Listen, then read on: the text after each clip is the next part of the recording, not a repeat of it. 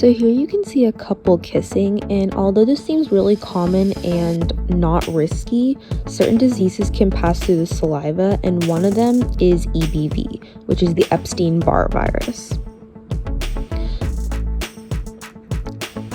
EBV is a class 4 herpes virus, and it is responsible for causing mononucleosis, which is often casually just called mono.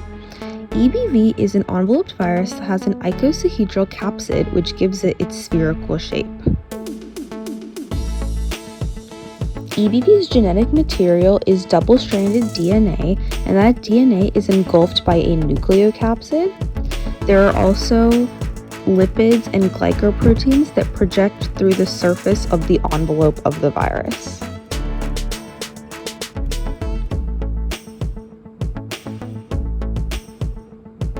As said before, EBV spreads through saliva, and some of the symptoms include a sore throat, fever, headache, and sometimes tonsil-specific or spleen-specific conditions. These symptoms are caused by the lymphoid proliferation that occurs as the body tries to fight off the virus. Treatment is symptom-driven, and there is no specific treatment. EBV infects the oral epithelial cells in the mouth before moving to the tonsils. From there, EBV can spread through the lymphatic system to other organs like the liver, spleen, and lymph nodes. As part of the innate immune response, we have barrier defenses, but EBV finds a way to evade all of them. EBV passes through saliva, yet since it is a virus, the lysozymes in saliva that destroy bacterial cell walls have no effect.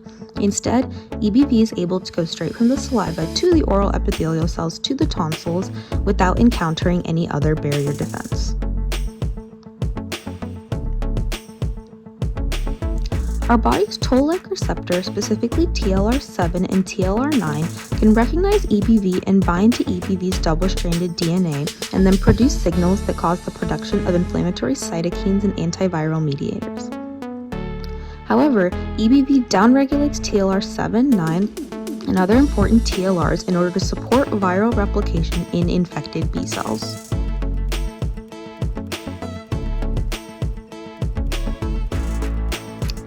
Dendritic cells sense EBV through TLR3 and TLR9. However, since EBV usually downregulates the TLRs, the phagocytic cell can't sense the virus and try to engulf it. However, phagocytic cells like macrophages and neutrophils are able to engulf whole infected cells, just not virus particles. Macrophages sense EBV via TLR2 and TLR9, but the same problem persists in that when EBV downregulates the TLRs, the phagocytic cells are not able to sense and engulf EBV or EBV. However, phagocytic cells can engulf whole infected cells, but the problem is that EBV generally enters cells and then enters a period of latency, so there is nothing that the cell will present to get the phagocytic cell to engulf it. Antimicrobial peptides include interferons and complement proteins along with natural killer cells, and these three are all part of the body's innate defense. However, EBV inhibits IRF3 and IRF7, which are two interferon regulatory factors, and these are the two factors that activate the most interferon production in response to EBV infection. Because of this, interferons cannot signal to other cells to produce substances to inhibit viral replication. Similarly, complement proteins and natural killer cells cannot do their job because they both try to cause cell death through apoptosis. However, EBV uses proteins and miRNAs to block apoptotic pathways by controlling the expression of certain genes whose proteins are responsible for inducing apoptosis at different concentrations.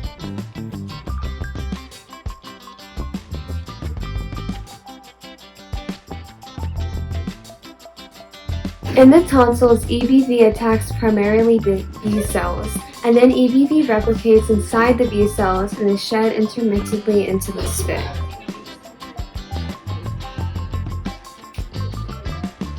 A B cell can also internalize an antigen if it has the same receptors.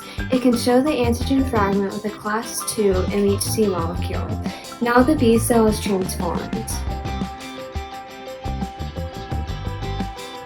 Once the B cell is transformed, a helper T cell that has receptors for that specific antigen fragment can bind to the B cell and activate it. The activated B cell then undergoes clonal selection and proliferates into memory B cells and effector cells. The effector cells are plasmid B cells which secrete antibodies against EBV, while the memory cells don't do anything for now. One part of innate immunity is inflammation. Inflammation can cause the activation of macrophages, which not only release cytokines that attract neutrophils, but macrophages can also engulf infected cells, and with the help of class II MHC molecules, macrophages can display the antigen complex.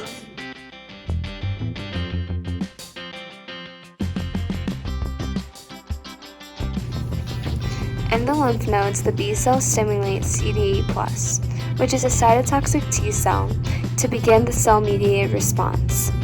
The B cell presents the antigen, and then the cytotoxic T cell binds to a class I MHC molecule that is on the surface of the presented cell with its accessory CD8 protein and EBV antigen. Class I MHC molecules are found on most body cells and are used by cytotoxic T cells to bind to the antigen on the surface of a cell, while Class II MHC molecules are what helper T cells use to bind to the antigen protein that is presented on B cells. If a person encounters EBV again, the memory cells produced from B cell activation will become effector cells and plasma cells will produce antibodies against EBV.